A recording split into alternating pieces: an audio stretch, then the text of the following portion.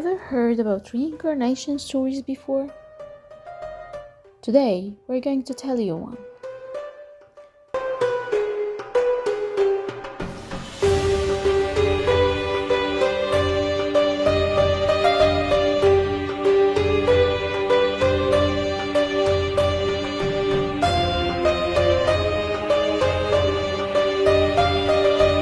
Dorothy Edie and her relation with the ancient Egyptian priestess, a keeper of the Paris temple of Seti I.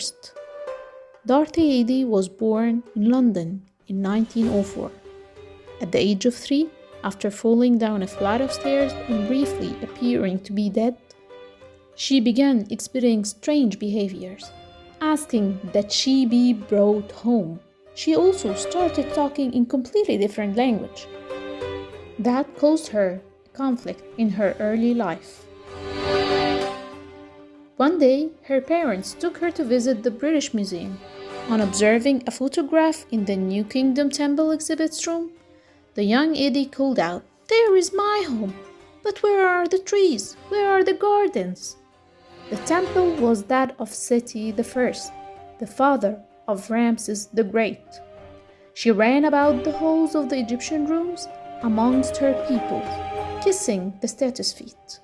After this trip, she took every opportunity to visit the British Museum rooms.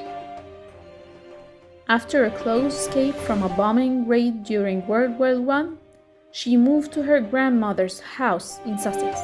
Here, she continued her study of ancient Egypt at the Eastbourne Public Library. When she was 15, she described a nocturnal visit from the mummy of Pharaoh Seti I. Her behavior became more strange, coupled with sleepwalking and nightmares.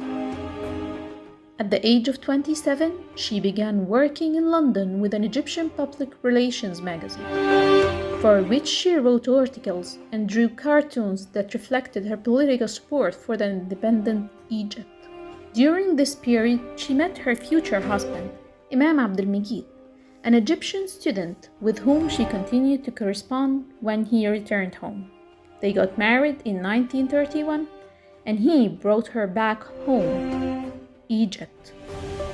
Once her plane landed on Egyptian land, she went on her knees and kissed the ground and said, "Finally, I'm home." After a while, she had her first child, a boy who was named after the king Seti I.